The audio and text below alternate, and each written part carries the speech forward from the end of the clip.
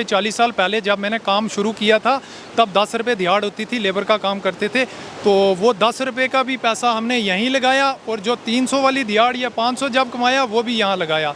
मतलब 30 या 35 साल जितना भी उन्होंने कमाया एक ही मकान बना। 3:30 बजे सुबह आए यहाँ। तो ये जितना भी ये एरिया है ये पानी का भरा हुआ था। भाई कहाँ तक पानी था? ये कम से कम 6-7 फीट ऊपर है ये पानी। घर के अंदर पानी? जी घर के अंदर। आप थोड़ा चले, मैं कह रहा हूँ थोड़ा व्यू देख कर। जो वो प्लेंथ दिख रही है थोड़ी सी वो नीचे, बस ये हमारा मकान था। हमारा 2.5 मरले में मकान था। मेरे वाल साहब ने बड़ी मेहनत से हमारा मकान बनाया था। उस टाइम 2003 में हमने ये बनाया। यहीं पे था। ये जो पानी का फ्लो है वहीं पर मकान बिल्कुल सामने आप पोर्शन आपको दिख रहा होगा। जो गटर टैंक है जो दिख रहा होगा छोटे वाला, उसकी आरसीसी दिख रही। 19 जुलाई 2026 मदीना कॉलोनी रजौरी, ठीक बेला बस स्टैंड के पास वाली कॉलोनी। सुबह लोग जब आराम कर रहे थे लगभग 2:30 बजे के करीब, तो आपको अजीब लगेगा सुनते हुए, यहाँ आप अगर देखें वो जो सामने नज़र आ रहा है आपको, यहाँ घर थे, मकान थे, घरों का आता पता नहीं है। अगल बगल में जो मकान है उनको भी ज़बरदस्त नुकसान पहुँचा है। और सबसे मज़ेदार बात यह है कि बेला का ये जो ब्रिज बनाया गया है, ये ब्रिज भी बड़ा अचंभे वाला ब्रिज है। इस ब्रिज के ठीक नीचे स्लॉटर हाउस बनाया गया है। ये स्लॉटर हाउस किसने प्लान किया, यहाँ पर क्यों किया, ये तो प्रशासन के लोग जानते होंगे। लेकिन आप ये देखिए, यहाँ रास्ता था, जहाँ मैं खड़ा हूँ यहाँ रास्ता था और पानी वहाँ से बहता था। लेकिन पानी अपना रास्ता छोड़ता नहीं। पानी ने अपना रास्ता दोबारा से ले लिया और नतीजा ये निकला, यहाँ जिनके मकान थे वो तो बिल्कुल गायब हो गए। ये जो एक नौजवान मेरे साथ खड़ा है, इसने मुझे बताया कि इनके अब्बा ने मजदूरी करके बड़ी मेहनत के साथ पाई जोड़ के वहाँ मकान खड़ा किया था, लेकिन अब वहाँ कुछ नहीं है। और ये दूसरे भाई साहब हैं, इनके पिताजी ने, इनकी माताजी ने बड़ी मेहनत करके खून पसीने लगा के वहाँ मकान खड़ा किया था और अब मकान का निशान भी कोई बाकी नहीं है। और नतीजा क्या निकला? इरिगेशन फ्लड कंट्रोल वालों के पास फाइलें मौजूद हैं। कितनी बार ये लोग उनके पास गए और उन्हें कहा कि बंड बनाइए, यहाँ पर ये करिए, वो करिए, इस कॉलोनी को खतरा है, लेकिन किसी ने सुना नहीं जो इनका कहना है। मुझे सबसे पहले आपका नाम क्या है? आरिफ। आरिफ साहब, मुझे बताइए आपका मकान किस जगह था? जी, ये सामने जो दिख रहा है जहाँ पे ये पूरा इस टाइम पानी का फ्लो है, यहीं पे था। ये जो पानी का फ्लो है वहीं पर मकान? बिल्कुल सामने आप पोर्शन आपको दिख रहा होगा। जो गटर टैंक है जो दिख रहा होगा छोटे वाला, उसकी आरसीसी दिख रही है आपको टैंक पर। बस उसके साथ में जो फ्लो पूरा ये वाला एक कॉर्नर ये आपको दिख रहा है जो कोलैप्स हुआ ना, एक कॉर्नर ये था। हाँ। और आपका? सर हमारा भी इधर ही था। जो भैया का है इसके आगे वाली जो वो प्लेंथ दिख रही है थोड़ी सी वो नीचे, बस ये हमारा मकान था। हमारा 2.5 मरले में मकान था। मेरे वाल साहब ने बड़ी मेहनत से हमारा मकान बनाया था। उस टाइम 2003 में हमने ये बनाया था। तो मेरे वाल साहब मुझे सुनाते थे कि बेटा मैंने इस पे इतनी मेहनत की है कि आज से 40 साल पहले जब मैंने काम शुरू किया था तब 10 रुपये दिहाड़ होती थी, लेबर का काम करते थे, तो वो 10 रुपये का भी पैसा हमने यहीं लगाया और जो 300 वाली दिहाड़ या 500 जब कमाया वो भी यहाँ लगाया। मतलब 30 या 35 साल जितना भी उन्होंने कमाया एक ही मकान बना पाए। 2014 में वो वाल साहब हमारे अल्लाह के हवाले चले गए, फोत हो गए, इंतकाल हो गया उनका। मैं सबसे बड़ा हूँ, मेरे से 2 छोटे भाई हैं और मेरी वालदा जी हैं, वो भी बीमार हैं। हमने उनको नहीं यहाँ लाया, उनको थोड़ा प्रॉब्लम है इसलिए। अच्छा, अब मकान का कुछ बचा, सामान कुछ बचा, कुछ मिला आपको? नहीं, कुछ नहीं बचा। तो जिस वक्त ये हादसा हुआ रात को आप कहाँ पर थे? बेसिकली हम चंडीगढ़ थे, क्योंकि हम 1998 में माइग्रेट होके यहाँ आए थे।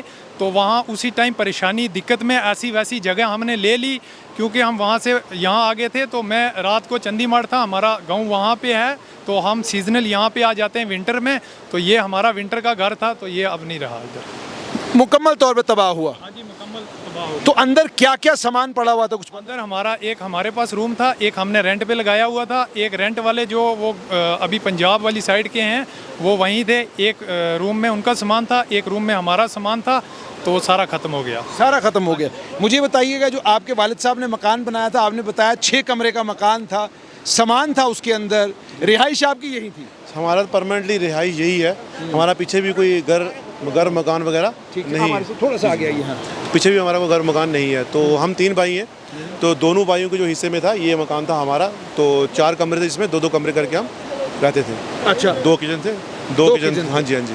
तो मुझे ये भी बताइएगा कि यहाँ तो बचा ही कुछ नहीं है, तो ये पानी सारा इस तरफ आया है, और आपने मुझे ये भी बताया कि यहाँ कहीं किसी जगह हैंडपंप लगा हुआ था और कुछ चीज़ें यहाँ पर थी। ये 2014 जो पहले 2014 के आसपास जो फ्लड आया था, वहाँ पे शॉप्स थी। आप सामने नोटिस कर सकते हो, ये यहाँ पे फ्लो मिल रहा है, ये पत्थर मिल रहा है आपको, स्टोन जो मिल रहा है, इसके आसपास यहाँ शॉप्स थी। यहाँ शॉप्स थी, और ट्यूबवेल जो है वो जहाँ पे आपको टॉप पे जो पत्थर मिल रहे हैं, वो वहाँ पे ट्यूबवेल था गवर्नमेंट का। अच्छा, उसके आगे रास्ता था, उसके आगे दरिया था।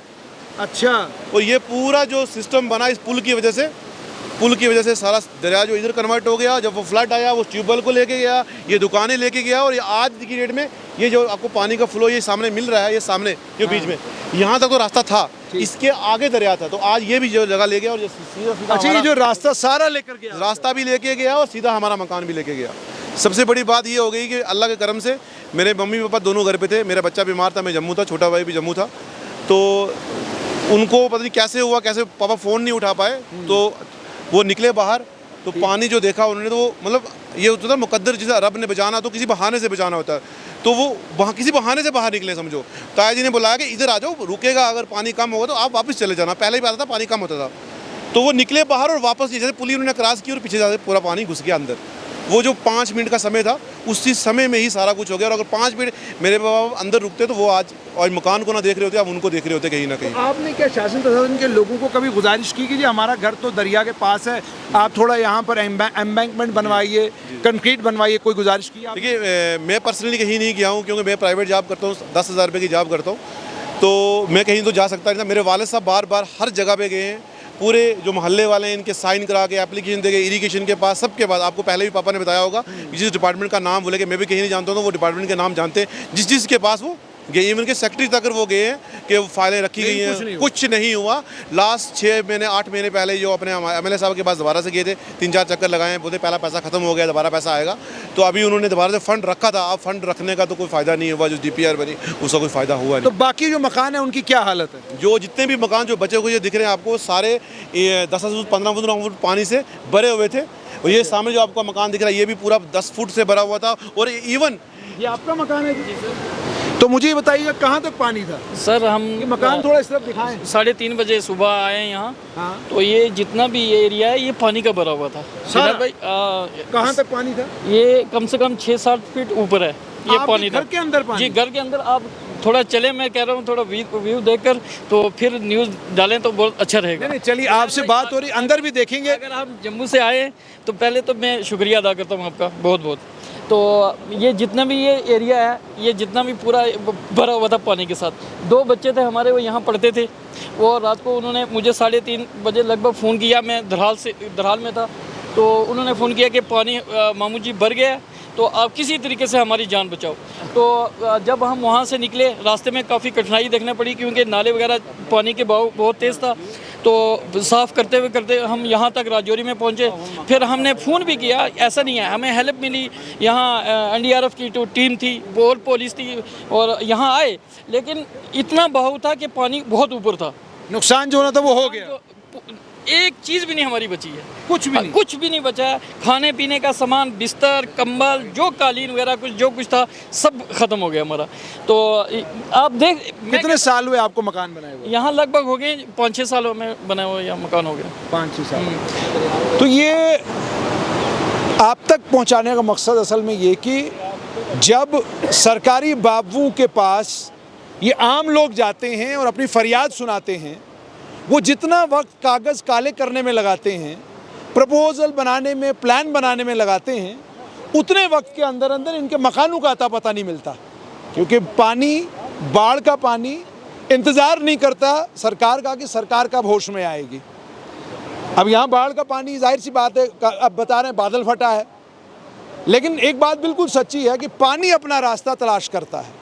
और सरकार जब खड्डों में अब लोगों को मकान बनाने की इजाज़त दे रही है, तो अगर इनके घर परिवार के लोग गए थे और यहाँ इतनी सारी कंस्ट्रक्शन हुई थी, फिर ज़रूरत इस बात की है कि पड़ताल की जाए कि आखिरकार इतना समय सरकार को एक्शन लेने में क्यों लगा, जिसके नतीजे में अब ये गरीब बाप का बच्चा घर तलाश कर रहा है और ये बच्चा जो है अपने माँ बाप के लिए जो आशियाना इन लोगों के लिए इनके माँ बाप ने बनाया था, अब ये अपने माँ बाप के लिए आशियाना तलाश कर रहा है कि भाई मैं अब अपने अम्मी अब्बू को लेकर कहाँ जाऊँगा।